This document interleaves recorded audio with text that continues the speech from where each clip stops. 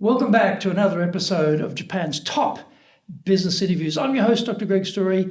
I'm here today with the president, CEO of Dyson Japan, Loic Rethore. Hi, Greg. Thank you. Hi, everyone. Thank you for joining me. Now, Loic and I have known each other for a long time, and he's actually disappeared from Japan for a few years and has come back from my native country, Australia, to run Dyson in Japan. So you've been in Japan a long time. Give us a bit of an update on, how you got to Japan in the first place, the sort of businesses you were in, and how you came to be here at Dyson. So let's hear a bit more about your background. Yes, okay. Thank you, Greg. I actually started my career in Japan. My first job was in Japan. I came in Japan for L'Oreal. So I studied in... That was L'Oreal? Studied L'Oreal. Oh, studied in totally cosmetics. different business too. Very business. What you're doing now? Business is different, but there are a lot of similarities. So all across my career, I went to companies that deal with consumer goods, luxury goods, premium goods. So actually, Dyson is actually in a very in a continuation of all that.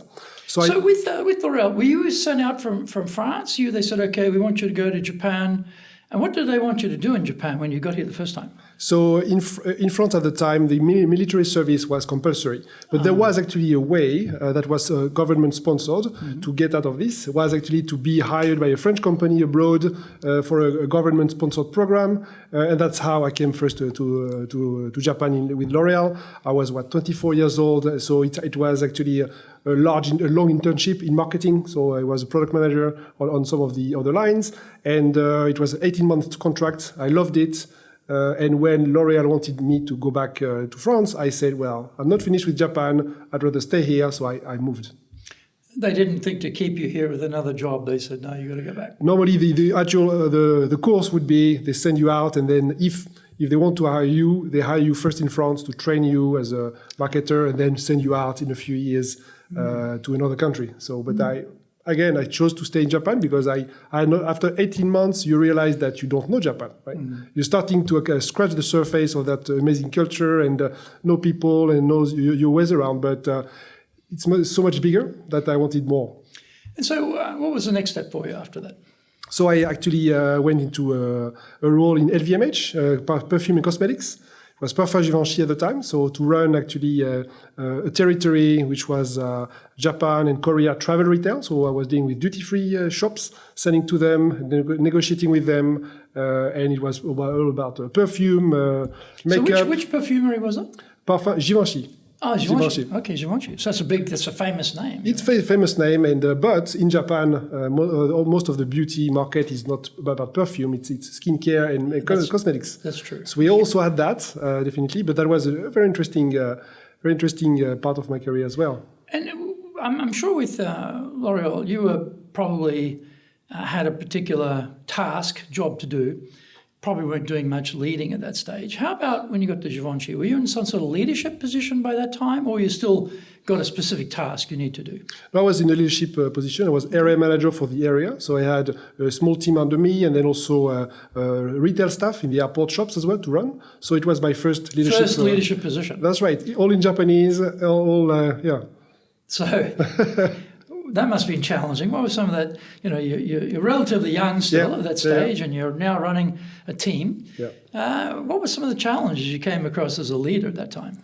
I think the challenge is that, first, to establish yourself as a leader, because again, gray hair helped in this country to lead, but it was not my case yet. I worked on that, and it's working. I'm working on it too, don't worry. I think that was to be credible, build credibility towards, of course, your team, build credibility towards your stakeholders, which are customers who negotiate with you as well about the big bucks, basically. That was the first challenge, actually.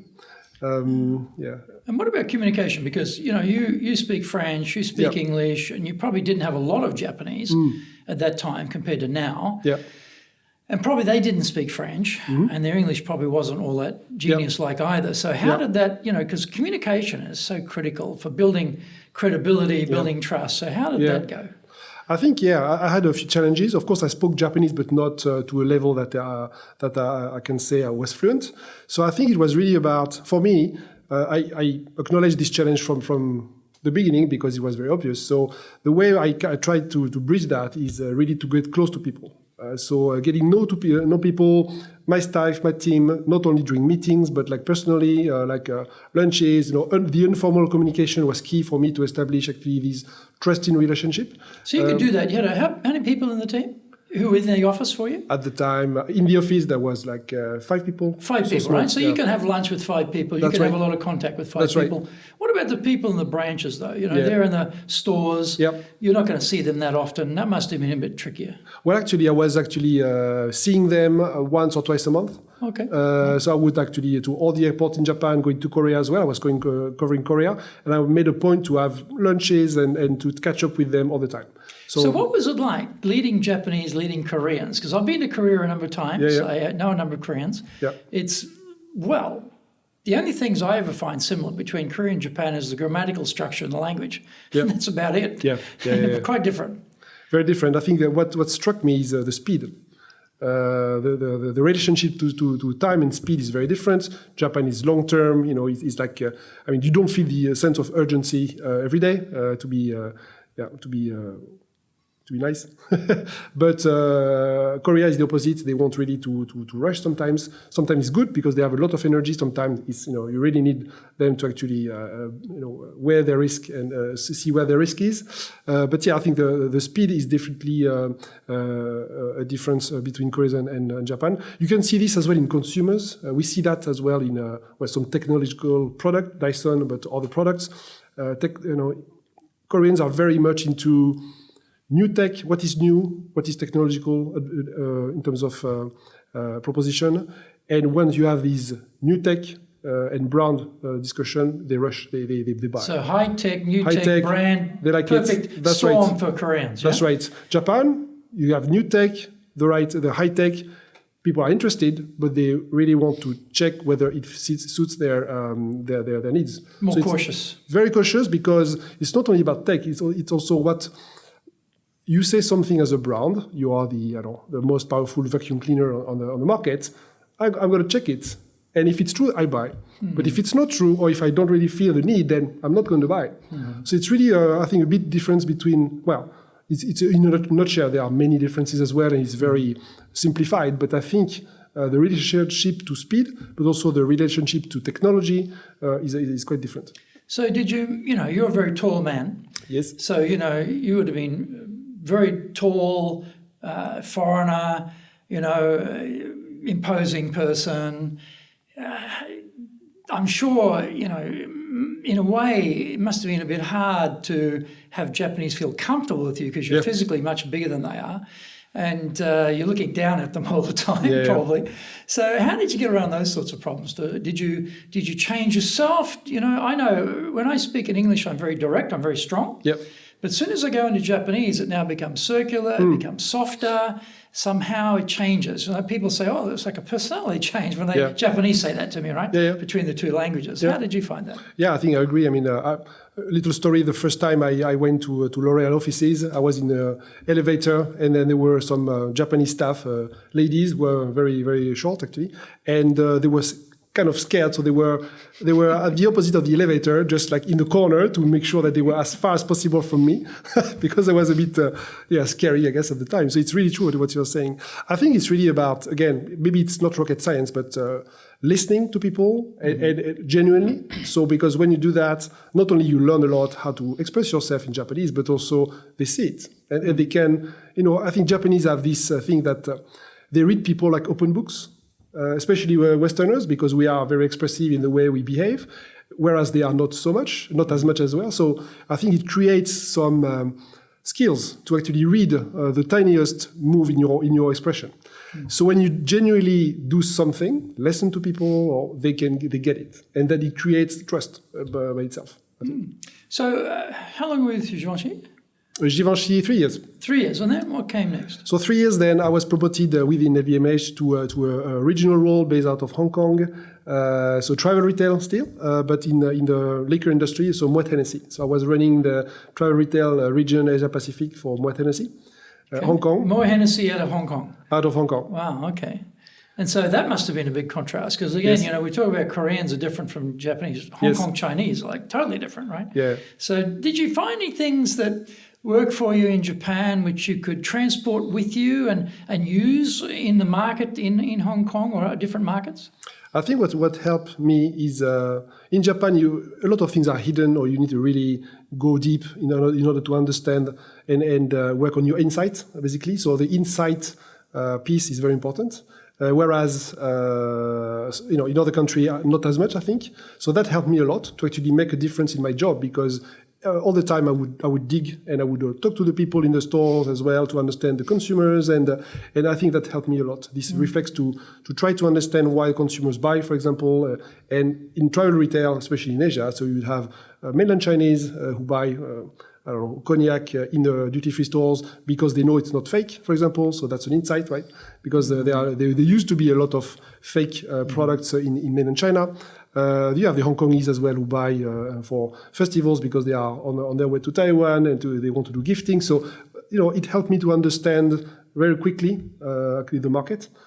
Because it's a very diversified market. I think I got it from Japan, I think. Interesting. I have a friend who lived in Japan long time, worked in business here, went to Hong Kong. And I was asking him, I said, what was different? He said, in Japan, when you go to a networking event, no one's interested in networking. Fundamentally, unless they know you, they couldn't care less. They don't want to know you. Yes. They talk to the people they know. They're not open. He said in Hong Kong, everyone's trying to make money. They're keen to meet you. Is there some way we can make money together? Have you got something I need? He said the energy was so different about doing business. And he said in Japan, you don't get a sense of people actually want to do business. And he said, how did you find that? I think so too. Yeah, I think it's a lot of energy. People like doing business, and people are sometimes aggressive as well, very much more blunt than Japanese, obviously, because Japanese is so stuffed and so polite. Polite here, right? Polite, very polite. So very very blunt. But I think it's good because straight away what people want, and then you can engage in a conversation. I think so. I think it's a trading. I mean, Hong Kong is a trading city or country from the start, right? It's how it was built. So it's really much in the DNA of the people there, and I think it's quite enjoyable, and also a breath of fresh air, because sometimes in Japan, I mean, people want to do business, but the way things move here and are run, I mean, there is a lot of inertia sometimes. So you need to actually a lot of time to get from the A to B, whereas in Hong Kong it is very very straight. Tomorrow, bang. And also the speed on emails, right? You send an email, then all the emails are answered on the same day in a few hours, whereas so it's not always the case here. So after how many years in Hong Kong were you? 4 years. 4, and you came back to Japan? I came back to Japan. To do what? To work for Unilever. Unilever, okay, Unilever. That's a brand name. So that was interesting because I had been in luxury before. Then I think the world is big as well. And Unilever I was in food and also non-food. So it's actually it's a lot of complexity, a lot of categories, going from mustard to soup to detergents to shampoos. So I think that's an interesting. So what were you doing in Unilever? What was the job there? I was running the Asia Pacific region for some of the premium brands of Unilever. Okay, so quite broad remit on brands, not like one brand area, but a number of brands. Yeah, okay, different brands, yeah. And this time, how big's the team by this time? The team is like, 13 people in the office, but then teams in the countries as well. So is that 1-3 or 3-0? 1-3. 1-3. 13 in the office, and that's then right. Other people outside. Other people outside, which these people are either directly hired, people hired by Unilever, or distributors sometimes, so they were also part of my extended team, I would say. And so what was that like? You've worked in Hong Kong now, you've been in Japan, you're back in Japan again. How has your leadership grown in that time? And what were some of the again, what were some of the differences you found coming back to Japan at a more senior position, different company? Yeah. And I know Unilever's got a very particular culture as well. Yeah. So you're working inside that culture as a leader. Yeah. What were some of the differences you found?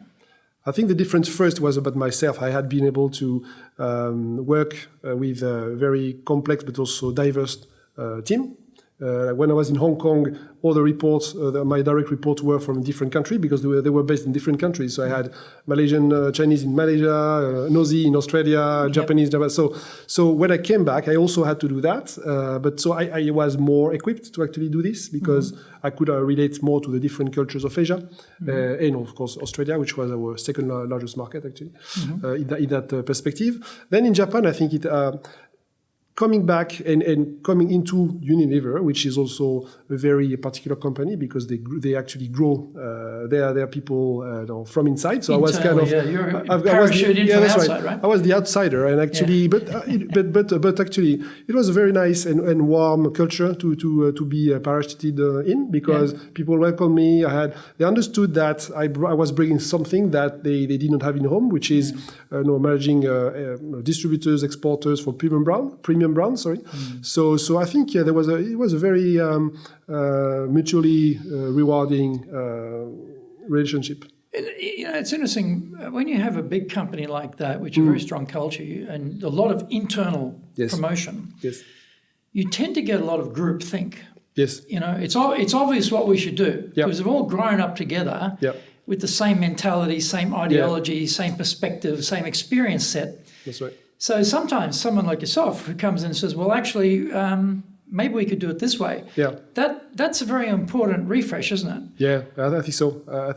And what helps... Did you bring fresh ideas like that? Did you come and see things and say, look, I know we've been doing it this way, but I've also seen this works over here. And was that acceptable? Yeah, it was accepted because I was doing... I was not... the way I was doing it is by questioning rather than rather than I'm the expert. Just listen to me. I just got in from Hong Kong. That's right. I've got it wired. That's right. You should do that because that. That's right. So I think questioning is actually a very powerful tool, whether it's coaching your teams or actually challenging in an indirect way the management. And it was taken on board very, very nicely because people say, oh, yes, by the way, why not? And then I could see sometimes in meetings that people are grabbing these ideas and going to their boss say, yeah, why don't we do this or that? And it was gradual, of course. So it's again not expecting to make a revolution in one day, but actually making sure that you have an impact. But in order to have an impact, I think in Japan you need to also be patient because real change don't happen in one day. No, it takes time. Yeah, it takes time. And so after leading a team at Unilever, what was the next stage then? Then actually, so I was enjoying myself in Unilever, but then Nespresso knocked on my door. Nespresso in Japan. So Nespresso in Japan had been a small business because of course the Japanese culture in terms of coffee is that's different. When we met when you were at and Nespresso we met there. That's at that right. time, as that's I remember. Right. Yeah, that's right. And then in the beginning I said no because I was really liking Unilever, but I did my homework and I realized that I had missed what the success Nespresso had been in Europe because it was on fire in Europe. It was growing very quickly and realized that it's an amazing company of obviously great coffee. It's a multi-channel or omni-channel company where there was a boutique online, which was 50% of the business already. Call center, B2B. So I realized, wow, this is a company where you can actually switch from different channels, you can learn. It's often the case that when I move companies, it's because I can both contribute and learn. I think the right balance for me is that. Mm-hmm. Can I have an impact? Yes, I can because of my experience. Will I learn something? I will learn a lot, so that makes it very interesting. And that was the case. So, how long had Nespresso been in Japan by the time you got there? A long time. Right? The story goes that Nespresso Japan was the first or the second market open after Switzerland. Right. So right. And that's going back a long time. A long time, like 30 years. It's like Meiji period or something almost, 30 years or so. Okay. Yeah, 30 years or so. And for a long time, nothing really happened. I mean, it was a slow growth, and because that was interesting. There was a misalignment between the local team and the global team. The global team. Imagine that, a misalignment between the local team and the global team with Japan in the local team. Yes. How surprising. Yeah, how good is that? Yeah, who could imagine that? Yeah. That's right. So so that's why there was no investment because basically there was no agreed strategy. Uh-huh. And the Japanese leadership team was scratching their heads. The head office were scratching their heads as well. So I think part of and I really learned that if you run a subsidiary in Japan for a foreign group, I mean, a big part of the job is to explain and to do the interface between the market and the group. Because if you don't do that, misalignments just don't allow you to do anything. And you and I have seen any number of cases where someone from outside Japan is sent to Japan to run the operation. They come in their mind, everything's wrong. We've got to change everything. Yep. In many cases, the Japanese have been in that job for quite a long time, yep. and you're just number 18, or you're number 15, or That's you're right. number 10, or you're number 5. They've seen this movie before, and they also know in a couple of years you'll be gone. Yep. So they are not engaged to change anything particularly, and they'll do the minimum to keep you happy and just wait you out. Yep. And hope someone with a bit more nous or intelligence or sensitivity or perspective will Yep. arrive Yep. and they can actually do something. So it's very tricky, isn't it, going in? I think there's probably a lot of, we've seen this movie before, mentality. Yeah. So when you arrive, but you've been in Japan before, Yep. so you speak Japanese, you come in, that must have been some big degree of relief for the team there, and also some understanding that, okay, this guy is probably not going to be a problem like we've seen before, and maybe we can work with him. How did you go about getting their trust coming in from outside? Yeah, because I think there was some defiance in the beginning because they were saying, yes, they were polite and nice to me, but I could feel that basically they did not really... there was no link with me. So again, I think it's really, again, not rocket science, but getting close to people. I think the advice is listen.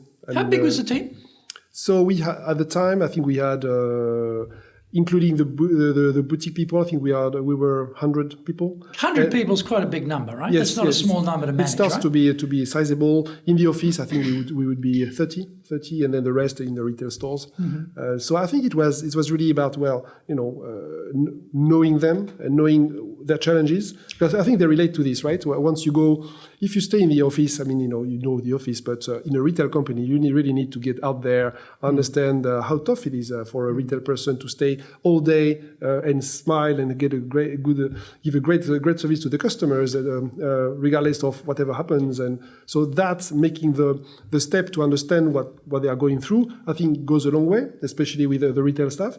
In the office as well, it's about, okay, so what are your challenges? And so I would do a lot of one-to-ones discussions in the beginning to know people, to know their challenges, not in big groups, obviously, one-to-one, because in groups, they don't talk, they will listen. No one wants to admit they don't know something, or they don't want to admit something might be wrong, or their colleagues might laugh at them if they say something that seems a bit silly. So it's better to do nothing and stay low profile, isn't That's it? right. So as a leader, getting information out of people in Japan is not so straightforward. They're very cautious to what they want to tell you. Yeah. So how long did it take you to get the trust to start really finding out what people needed? Yes. Well, I think the first year is all about learning for me. It was all about learning. Of course, me speaking Japanese helped as well. So it relieves people. They say, he speaks Japanese. Japanese, that is a tick. He gets it. He gets it or not. But possibly he gets possibly he can if he tries hard. So I think it took, I would say, the first year is critical normally, because then you show who you are and then you get information, the first piece of information. I think also, so what I would do is definitely meetings, one-to-ones, also casual catch-up again. And that's repeatedly, I think, create links. And as well, and then after that, it's okay. What is the vision then? How are we going to make a difference? But whatever is linked with strategy, I tend to believe that it's not only the role of the leader who say, okay, this is the strategy, boom, implement it. It's really how do you build the strategy together with your team. So how do you get the buy-in, right? Because you often see that, right? Okay, this is the strategy. Yeah.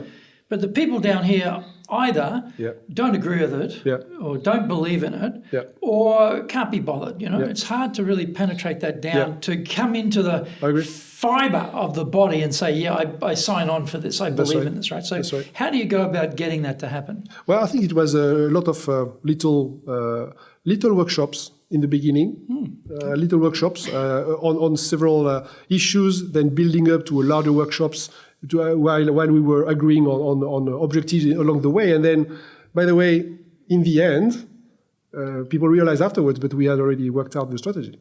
And they had done it together. So this is a type of open book nemoashi. Rather than having the nemoashi, the groundwork in pockets individually, you're actually working up the strategy together. But without it seeming like you're doing that, you're coming to a common agreement, collaborative agreement on what we should do without saying we're going to do this. That's right. You're getting the buy-in that way. That's right. That's very nice. Now, there is also a point where you need to formalize it. So it's actually accepted as the strategy, because if you leave it, I think, half pregnant or like at that conversation level, it's not formally more to say. The Hanko is not on it. Stamp of approval is not there yet. That's right. So when you formalize, obviously this is the job of, you can actually now then assert yourself as a leader. So, okay, by the way, so we are going to be there. And then what is on the slide or in the strategy is what we've discussed. So there is no opposition. People even enrich the documents and you're there. So and then you will. And I think this, now I can't quite remember the timing, but I remember a pre-Nespresso beautiful boutique store. Yes. And then with the beautiful boutique stores, I can't remember, how long were you into the job before that really fabulous branding came out? Well, I was there 5 years before. So 5 years. So you did 5 years before you got to that point, right? Yeah, because, I mean, the strategy was basically to enhance the retail visibility, and of course to start doing TV and all these things. But the retail visibility was a big breakthrough, because Nespresso before used to be in shops on the 7th floor of department stores, and obviously a few trays of coffees. That's you right. could have, that's right. And then the strategy was bringing these stores to lower store with more traffic, which is Depatica, the B1, where all the gourmets of Japan go to buy premium food, and they are ready to spend, and the traffic is 10 times higher. So, and that took a long time, because obviously there is a negotiation with department store that is actually difficult, space and things. But that was part of the strategy, and part of that strategy was also to have a flagship in Tokyo that we opened 5 years after I came in Omotesando. And in Omotesando, I remember that. Yeah, that's right. And that's a 5-year job. I mean, to find from where we were at the time, to find such a boutique and a space took a lot of time and effort, because it was actually ramping up our visibility. And they absolutely beautiful presentation. I mean, the first time I went to an Nespresso store, I think I told you, I was in Sydney. I think I saw one in Sydney before I saw one in Japan. I can't quite remember the timing anyway. And I was just amazed, like, wow. And then I can imagine that inside the company, if you've been, 30 years working away, not particularly getting anywhere to have a major breakout like that, and then suddenly you got this beautiful store, beautiful flagship store, lots of media, lots of attention. The pride factor must have just gone through the roof. Did you notice that? It must have had an immense impact in engagement internally. Yeah, of course, because from the moment I joined Nespresso, all the team were saying, "Oh, we need a boutique, we need a flagship." So they were, pushing for that. But we had no connection with the real estate. There are a lot of things to build. So that was a journey, but actually, again, team journey. I remember before we opened the boutique to public, we had a special party for employees in Nespresso. Just the day before, because it was an achievement for all the company, because they had dreamt of this boutique. So I made a speech about that. And people were very touched and emotional on that night, because finally Nespresso Japan had a boutique. So that was and yes, we saw engagement scores slightly moving up. We can talk about scores afterwards. But yeah, people were very happy. And then we used that boutique, of course, to trade, but also to do meetings with customers. There was a second floor. So people, not only the boutique, the retail staff, but also the B2B people with their hotel customers and were bringing them to the boutique. So it became more than a boutique. It became the heart of our commercial activities. If you want to be successful as a leader, do the Leadership Training for Managers course. All companies need people who can both manage and lead. Leading people screams out for real skills in communication, dealing with all different types of people, being excellent at innovation, planning, delegation, handling mistakes, doing performance reviews really well, and inspiring and motivating the team. Do the Leadership Training for Managers course now in either Japanese or English. So, getting a spot in Omotesando, people might think, no problem, you just go to the real estate guy and they find a space and you lease a space. No.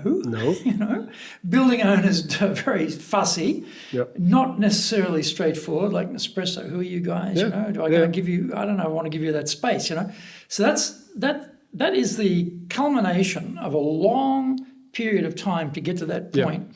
Now, headquarters support for something like that is very, very critical. And these guys have obviously wanted this for a long time. Why were you able to get headquarters to back you up and support this and go on that struggle to actually make it a reality? How did you do that? I think first it was because we had built the credibility of the Japanese market.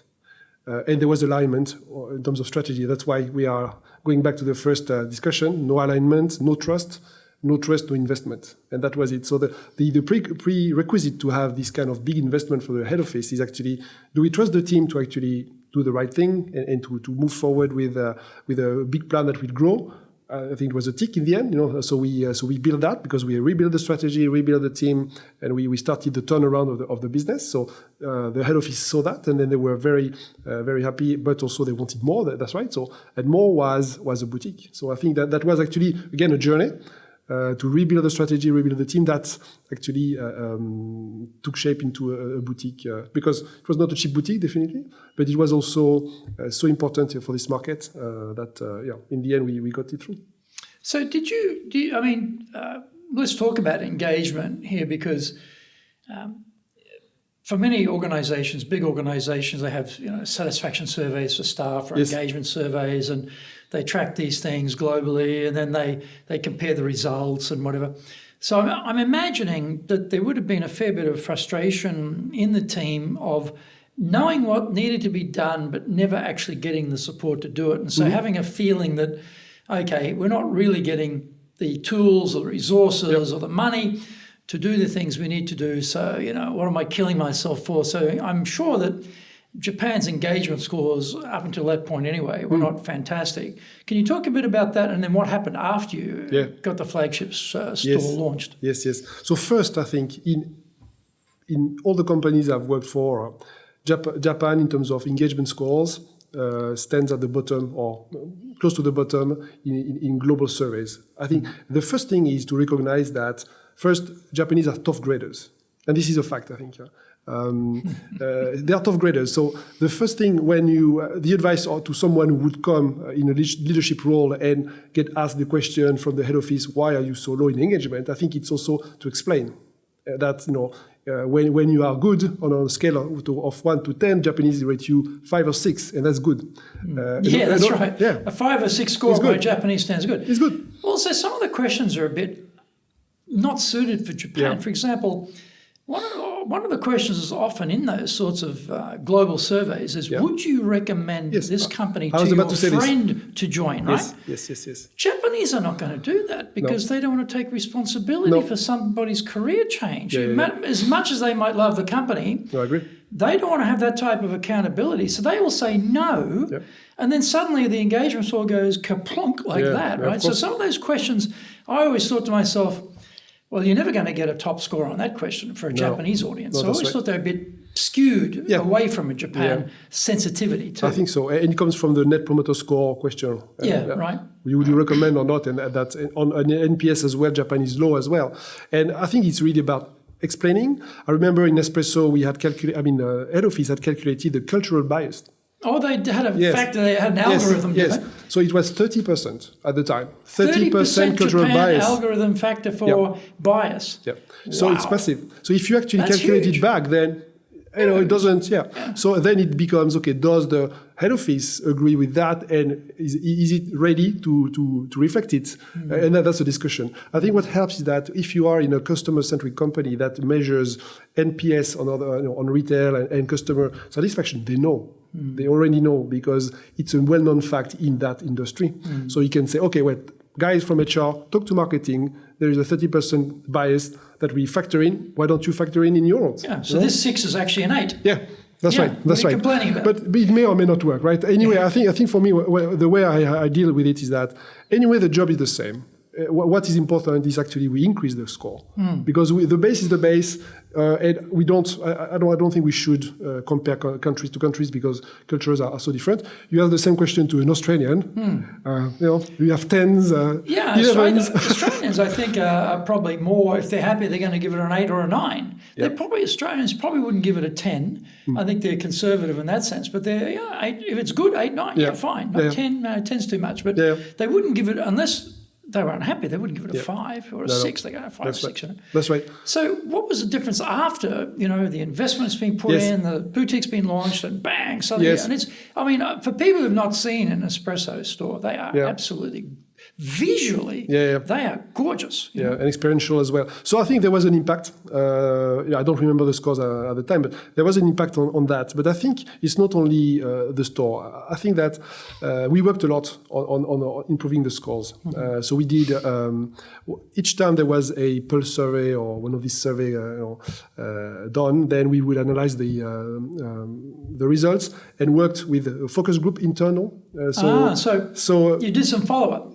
Yeah, of course, because then that becomes an objective for my whole management team, and then we need to increase this because especially if you are in retail, the quality of the service to customers depends on engagement. So it's not an add-on, it's not a nice to have, it's a must to actually bring the engagement up. So we did focus groups around teams with HR, but without the managers of that group. So they can speak freely. Yeah.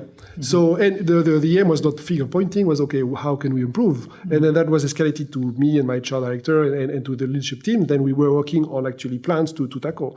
We found out often here or in Nespresso or in a different company that, I mean, from experience, is that there is a lot of how to deal with ambiguity. Ambiguity? Yes, because Japanese employees, I think, don't really, I mean, they work very well, especially when everything is clear. The plan is that 1, 2, 3, then we do 1, 2, 3, and that's when there is ambiguity in terms of role and responsibility. The plan as well, is it really defined enough? Who are the stakeholders outside of the country? Who should I talk to? I think that's when actually they feel disempowered. It may be not only about Japan, but I think I felt that this piece of managing ambiguity in a large international corporations, if you I think it hits the scores. If you have to get approval about something from someone, but you don't know who that someone is, then of course it's not really good, right? But it's how you react to it.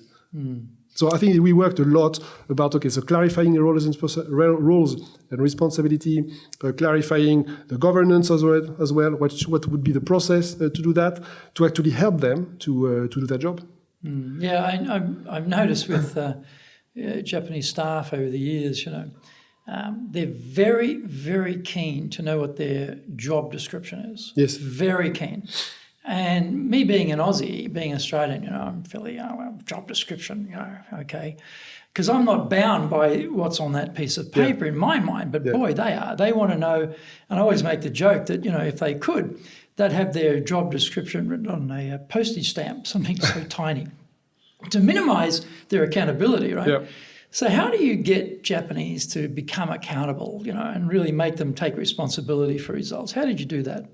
Well, I think it's involving them in the plans. because it's their plan. It's not mine.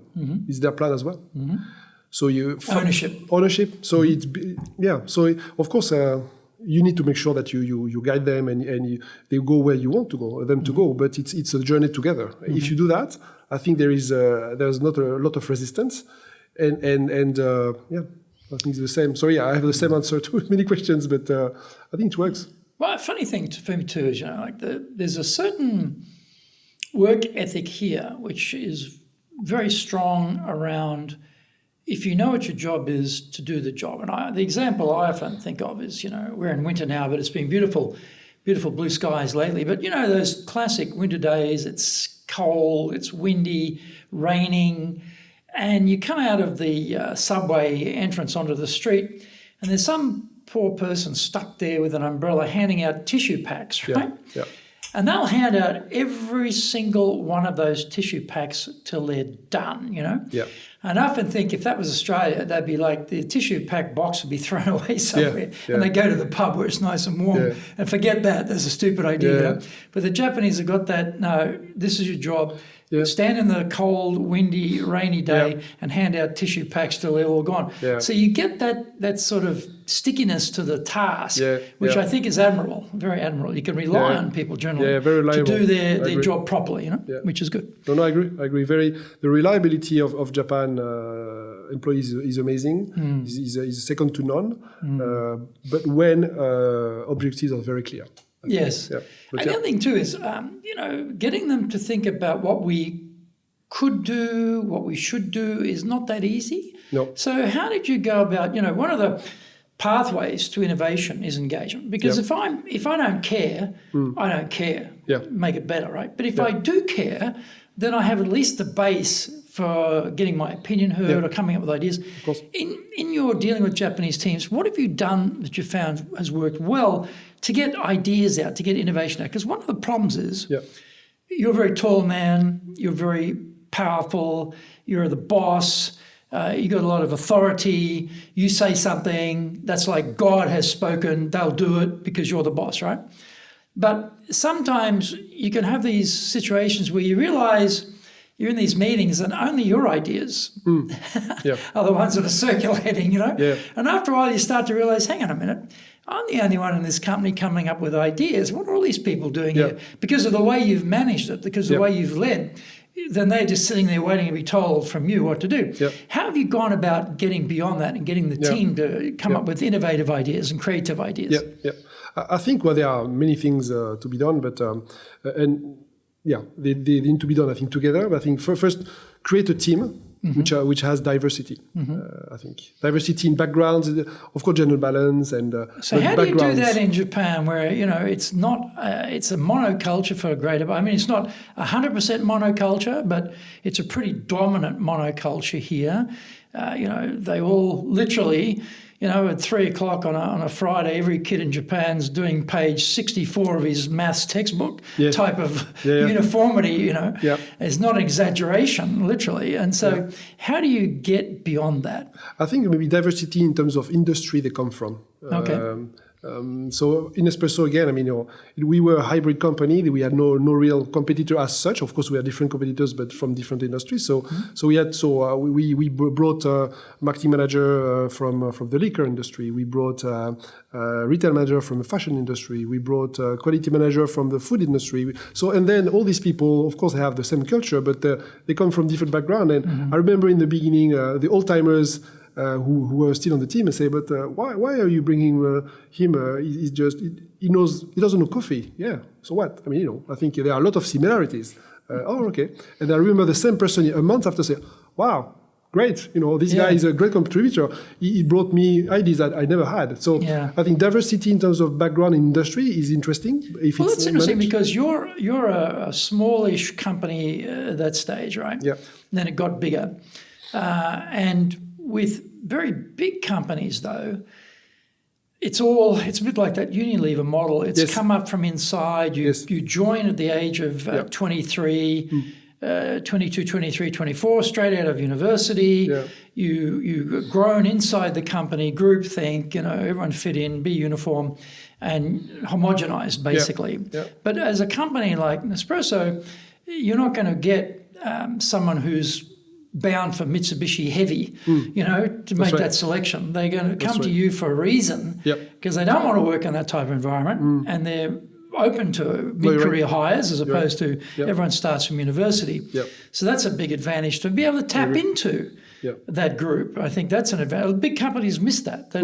They can't deal with a foreign culture, even within Japan. And so you've got an advantage there to bring those people you're in. right. I think you're right. I think also I found really helpful that to be innovative yourself or interested. So what I would do is get a lot of external information, go to forums or meet people, and then connect my team to the outside world. So often the team, when they are really dedicated to their job, which is the case, they focus on the task or they have to do, but some blue sky helps a lot. So connecting them to people they may not have connection to has a lot of value, because first only you can connect them sometimes, and then you're also challenging your team to say, okay, well, this plan is good. And that reason, just to explain, the reason you can connect them is why. You say only you can connect them, or why can't they connect themselves? What are you able to do that they can't do?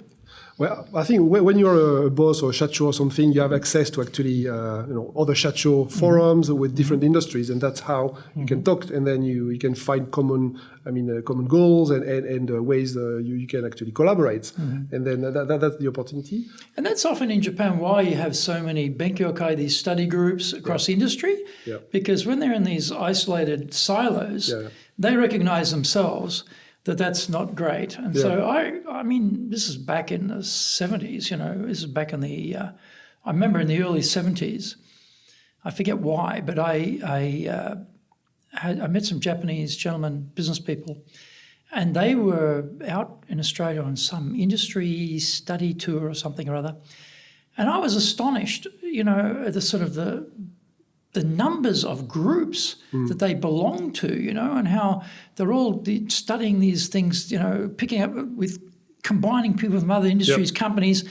And I thought, wow, because in Australia you didn't really have that. Because maybe in Australia you don't have the barriers, you could just go and do it. And I always thought, that's different. So I think there is a compensation in Japan to try and get people to be more broad, because it's very easy to get stuck in your silo and not have that exposure. And so you're an implementer, an enabler to get them to have more of that. Yeah, that's right. And it brings a lot of new ideas as well, and they are thankful to that as well. And I would at the same time challenge them as well on their plan. Say, okay, well, this is, it is good, but how do we take this to another level? You need another idea. And by the way, I know this person, so work with that person, see if it actually brings some new things. Often it would.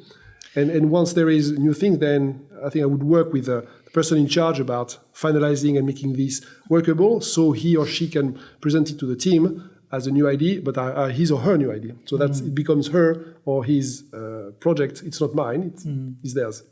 And also I think too, as a president, as you say, we get access to certain things, and it's very hard for someone in sales, for example, to approach a big shot in a potential client company. It's very hard to get in, right? But maybe you've had this experience too. You go to an event, bring some people with you, of course, and particularly a foreigner, right? I walk up to Japanese, I don't know them, never met. I walk up, domo, konnichiwa, I greet them. And the look on their face is just pure shock. Well, oh my God, a foreigner for a start. And someone I don't know speaking to me, that's not usual. No. But because I'm a foreigner, somehow, because it's not usual, I get away with it. And then I introduce my co-worker, and they do the Meishi exchange. And now we're into Japanese, with Japanese on Japanese, and it's all sort of works nice. And we are, in some ways, I often feel we're a door opener. And we can get to a level they can't get. Did you find that experience? Yeah, of course. I mean, often we had the challenge in Nespresso in the beginning that to be a big player in B2B, so like hotel, restaurants, and so we had to crack that. And part of my contribution to that, to the team, was to connect to do what you were saying, to connect my team with the GMs, with the buyers, with people they would not have access to normally, and that worked in some that translated into big deals sometimes with hotels. So that was very instrumental. Again, I think Japan is not fluid, right? You cannot go on LinkedIn and send an email to a big chat show and expect an answer, right? In Australia, you can. 90% of the workforce in Australia is on LinkedIn, which is amazing. 90%, Not here. yeah. 90%. Wow. Not here by far, and it's I not think it's free. about 1 million. Last time I heard, it's just over 1 million people on LinkedIn in Japan. We have 126 million people, right? Yeah, that's right. So and often the chat show as well make a point not to be contactable when you have their Mechi, they don't have emails, right? Yes, So, I know. I've had that. You get the business card, and there's no personal information. The switchboard number or the general number, and no email, right? That's right. So, I'm sure your Japanese staff also recognize your value for them in being able to do their job. The fact that you can go and get those meetings, that helps to build that trust, doesn't it? I think so too, yeah. Yeah. So just coming back to the innovation part, we probably touch on that a bit more. Did you find ways to get people to innovate more, that they could be more creative, and what were they doing or how were you getting them to do that? So I think by doing, connecting them and challenging them as well on being more innovative, but also acknowledging that innovation is not always a big breakthrough innovation. It's actually thinking differently, doing things differently. Once you start this behavior of at your team, which is easier in the beginning. It's really Kaizen though, isn't it? Sort of incremental, can be micro improvements, which over time add up. That's right. But then from that Kaizen mindset, then build on and then say, okay, well, now what else can we do bigger? And then when there is this momentum, then I think that's possible to have good new ideas and new innovative ideas. We small piece, but we in Nespresso we actually did the first iced coffee campaigns in Nespresso worldwide, because iced coffee is so big here. So we decided to actually promote the iced coffee drinking of Nespresso in a champagne flute, and then with the recipes and things. So it's not a rocket science. Who came up with that idea? That's a genius idea. I think someone in the team. Someone in the team thought, bingo. Yeah, bingo. And then there was bingo, because we would have in the boutiques the staff shaking, with a shaker, so people would stop. And then we'd go say, okay, what's happening? And then we would pour that in a flute of champagne, which is very elegant. Champagne is bigger, so people associate to that. So that was one of the ideas that came out from the team that was quite successful. And that's interesting too, because the champagne flute is very elegant. It's got a sort of allure of sophistication, special occasion, elegance, all there together. And as you say, the physical noise making, shaking, pouring, it's all very visual, very tactile too, isn't it? And so the imagery is very, very powerful. That's a very interesting idea. And so I can see why that would have worked very nicely. Yeah, it was a good idea from the team. And was this something that you took from Japan to other countries? Did that transport itself outside of Japan? Yes, I mean all the Asian countries actually were interested in iced coffee, so they used the material we developed and the same concepts. Of course, then since then they have their own, and this has actually turned into a big activities worldwide. But it's no longer the Japanese concept, but it started like that. Yes. I remember the story of the competitor being Starbucks with the Frappuccino, right? Yes. The lady had a franchise, started the Frappuccino headquarters, tried to shut it down, and she kept on going. And eventually they looked at the numbers, and now everywhere you go, there's matcha Frappuccinos, every sort of Frappuccino. Yeah, no, that's right. You can imagine. So a good idea is a good idea, isn't it? If you can get some opportunity to bring it out. And so you need a boss who's open to ideas, right? Yeah, of course. Also, food pairing. I think food pairing is a space where drinks, play with, and one of the other ideas as well from the team was to actually do food pairing with wagashi, because you would go, intuitively as a European say, espresso, you have some Italian crackers or things, but okay, why don't we do this with wagashi, yokan, things? And we say, okay, we did testing, say, wow, it's pretty good actually. So we did as well another of these campaign with that, and it was amazing. So people would say, oh, I never thought about this, but it's good. So again, I haven't thought about wagashi. I am maybe I'm a strange foreigner, hen nagaijin, as we say in Japanese, but I actually, even though I've grown up in Australia, raised there, I'm not a big cake guy, unless it's maybe mud cake, but apart from mud cake. But I do like Japanese wagashi, the Japanese soy, bean paste, sweet bean paste in the pounded rice mochi type of thing. And I mean, I see there are some, particular stores that produce the most exquisite looking, wagashi. I mean, it's like a piece of art, you don't even want to eat it. It looks so gorgeous, Fantastic. And the presentation is just incredible. So that's a very smart pairing too. Again, with the elegance, isn't it? It's a sophistication level, elegance. That's genius. Again, from the team. So again, when they start to see things, it's inspiring, and then, what about this and that? Oh, yeah, they start to think outside the box. Yeah, that's great. Yeah, that's really good. And so, we talk about Japanese it's 5 o'clock, must be time to go home in Japan. They start playing this theme at 5 o'clock every day. All the kids have to go home now. That's right. We can stay a bit longer. But with Japanese risk aversion, low profile, don't stick out, don't stand out, don't draw attention to yourself, all of that's related to trust, and worried about being trusted and having the trust. So as a boss, whether you're foreign or Japanese, you've got to build up trust with your team. Yeah. So how have you built up trust with the teams that you've worked with? And now you're running Dyson, right? So we haven't talked much about Dyson, but you've come from a number of different backgrounds. And now here you're back in Japan after a period of time in Australia, been here for 18 months with Dyson. New team, it's a big brand. How do you build up trust with people? I think it will sound very, very simple, but I think I found out that when you do it, it works. It's just walk the talk. Walk the talk. Walk the talk. And I know that it's written on every textbook, and, it's like something that anybody would say, drinking champagne or whatsoever. But I think it actually works. And what does walk the talk mean for you, though? What's a practical example of you walking the talk? Yeah, it would be actually when I decide or when I want to implement behavioral changes or things, I first start doing them myself. Right. So people can see that I'm doing what I'm asking them to do.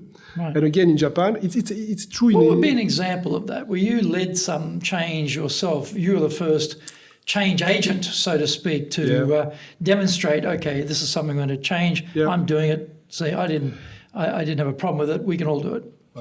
It could be a small change, but cool bees during Fukushima. Just after Fukushima, we had to actually save air conditioning and things, but it was tough because it was in March, it was cold, and then summer came. It was so just by doing the right thing in terms of the way you dress, but also the way you work, and we decided as well to finish working at 7 sharp. So I would go out at 7. I would ask everyone to do the same. So and it started to work. So very small. But that's this for a lot of people sitting overseas listening to this thing. Why would that be so hard to leave at 7? Or the other one is taking holidays, right? Yes. And why would it be hard for people to take holidays? But every year I get I track it by month, but you always have people with 38, 39, 40 days of holidays, They can accumulate holidays over a 2-year period, 20 days a year. That's right. So you've got these massive numbers of days and they lose them, And I say to people, take a holiday. Yeah. Use your leave. The Aussie in me says, take your holiday, leave. But no, there hasn't. Even recently, because we've been in, COVID-19, we've been working from home for a year, more than a year now. And I say to people, look, mental health, physical health, very important. I know we're in lockdown now.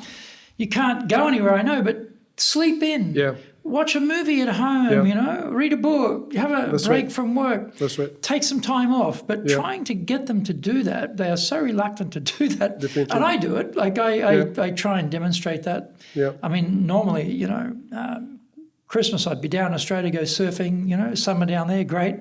Demonstrate, I'm going for 3 weeks or I'm going for 2 weeks, to show, right?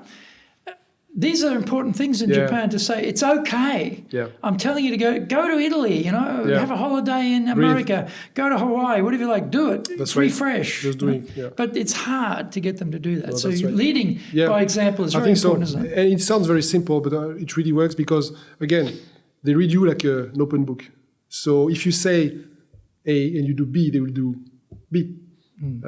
for sure. Yeah. That's really important. Like we have an example in Dyson as well. We have, in order to make sure that we stay connected and we allow people to, we enable them to breathe a little bit. We have worked out some virtual groups, peer learning community, we call them. So there is one on books and one on pets, and another one on cooking, short time cooking. So these are like sort of like virtual, like a sort of Facebook group type of thing. Yeah. It's like the Dyson dog group, the Dyson cooking group, the Dyson whatever group, wine drinking group. That's right. So how did you create? Where did that idea come from? Well, our HR actually they came up with that idea because actually we recognize that the current work from home situation is maybe okay from a productivity perspective, but from social links, from engagement and mental health. How many people altogether in Dyson again?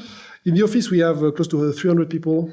How many people? 300 people. 300 people in the office? Yeah, close to. Yeah. In this building? Wow. Yeah. And how many altogether? 700. 700. Now, that's a big number of people to be, you're the captain of the ship here. It's a big ship with lots of crew. So that's right. If you're working from home, how do you connect? That's a great idea to have people have some commonality and sharing, right? So that's a really good idea. It's scale. And that's a scale. 700 is a big scale. That's right. We have a yoga group, for example, for people, because we found out that we have a yoga instructor in our team. So she's got some certificates. So, she's actually doing that. I'm part of the cooking group.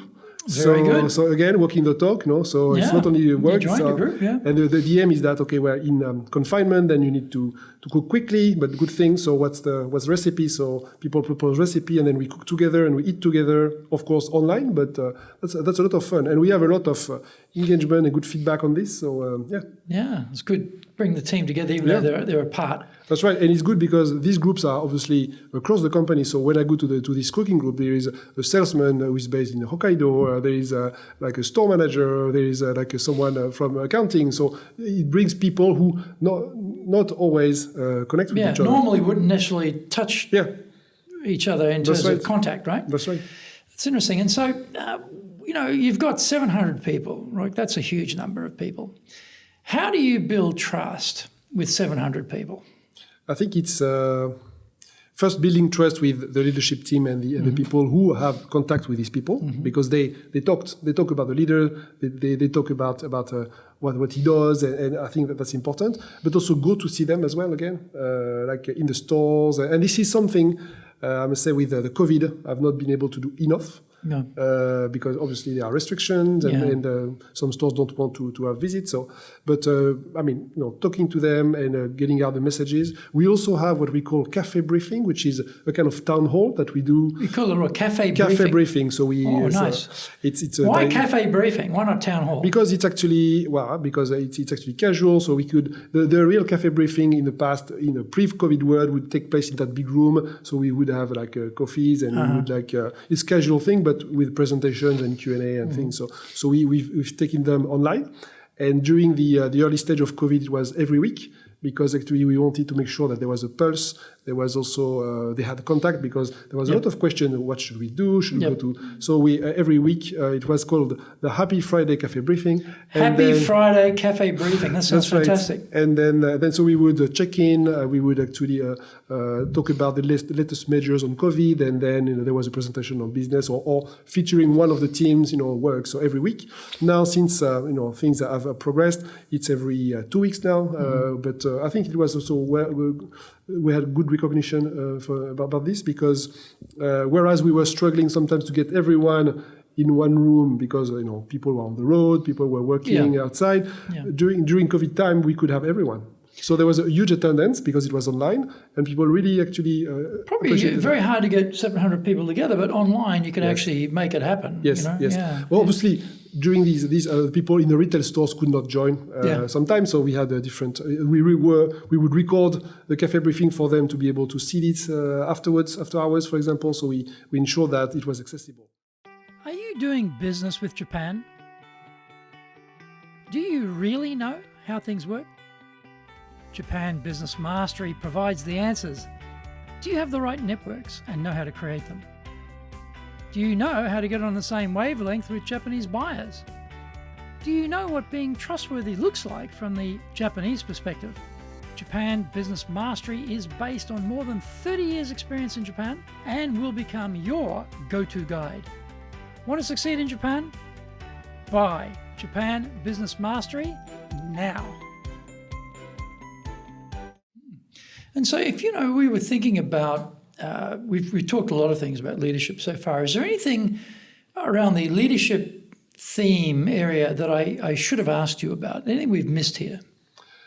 I think for me, one thing that we underestimate is sometimes when we come to Japan is the lack of feedback. Lack of feedback. Or from them to you, or yes, from the team back to you? That's right. Or the perceived lack of feedback, because first you are a boss, so the higher you go, the less feedback you get normally. Mm-hmm. But I think it's amplified by the Japanese culture. Normally, you don't give feedback to your boss. Yeah. But just on that, I've been telling my different Japanese teams over the years to please correct my Japanese, because I'm not a native speaker and I'm sure I make mistakes. In the 36 years that I've lived here, nobody has ever corrected my Japanese, because I'm the boss, Yes, They're just not going to do it, right? No matter what I say, they go, yes, boss.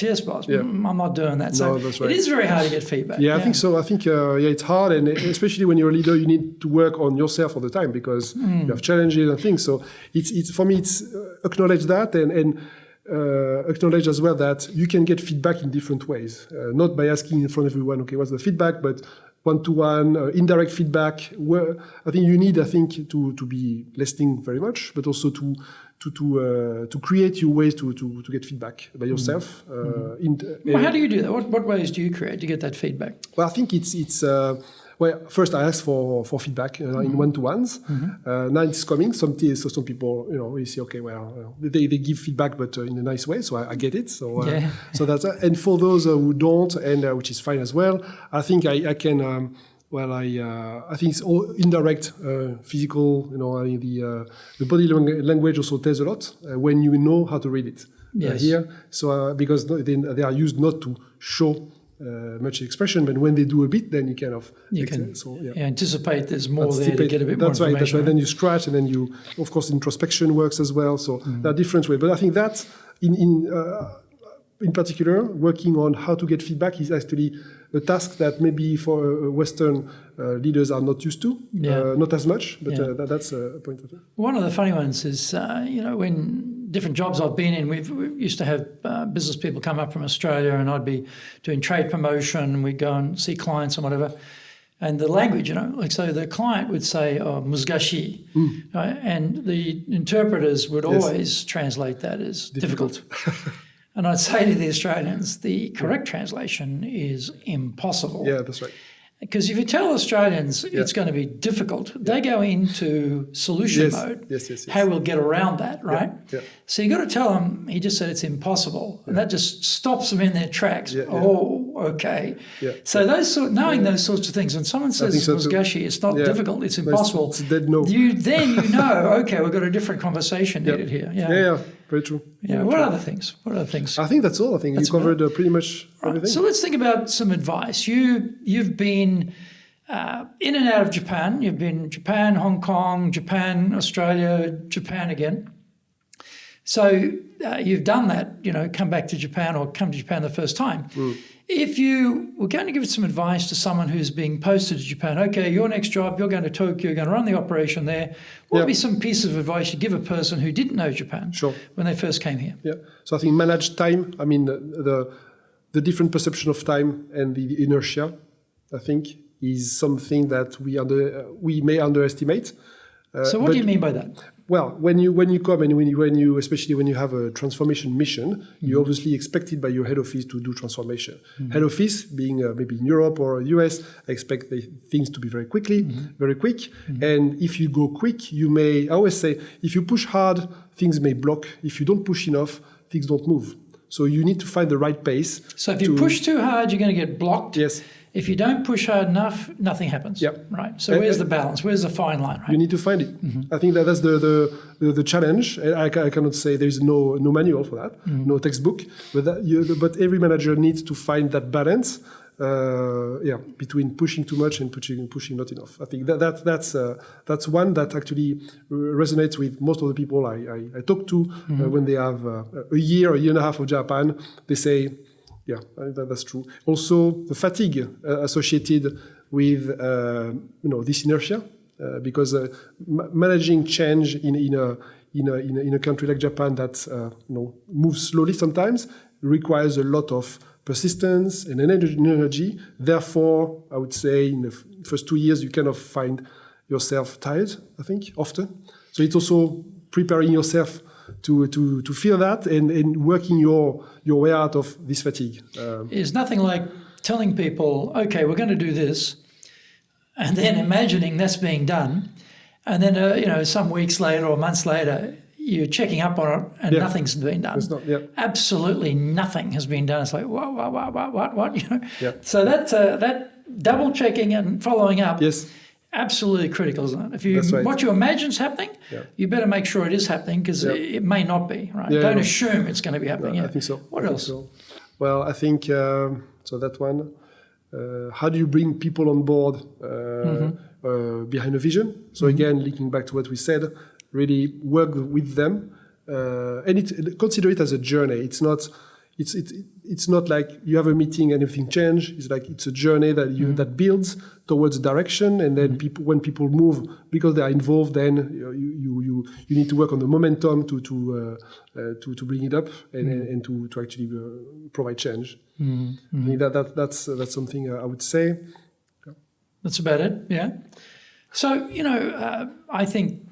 It's been amazing. You went from 4 or 5 people, now 700 people. That's been an amazing journey. And also I think your experiences in Europe, your experiences in Hong Kong, your experiences in Australia really add a lot of insight into this conversation today. So, Loic, thank you very much. Thank you, Greg, for making the time. I know you're very, very busy. Got lots of things happening here at Dyson. And I'm sitting in a very beautiful set of offices, by the way. The foyer and the way you've laid things out here is gorgeous, and so very impressive. So congratulations on this post. I know you're 18 months into it, but this is our first time to actually really catch up in that time, because you've been so busy, and we've now into lockdown again, so it's been hard. But thank you very much, and really another great interview today. And I'd like to thank Loic again. It's always a pleasure to catch up with him, and please join us again for our next episode of Japan's top business interviews.